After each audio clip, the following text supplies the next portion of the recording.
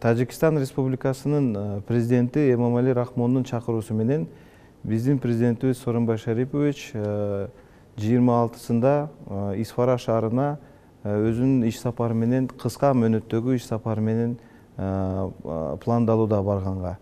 Эки президент бул кезектеги учурашуу. Эки президент бүгүнкү күнү актуалдуу эки тараптуу мамилелердин күн тартибиндеги бар болгон маселелерди талкууланат.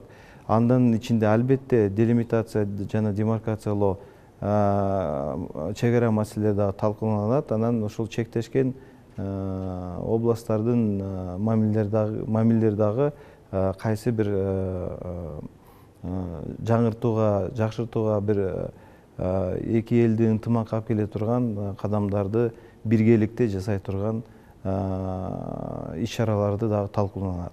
Чолпон Ата шаарында ошол эле күнү эки президент эки тараптуу сүйлөшүүлөрдү улантышат.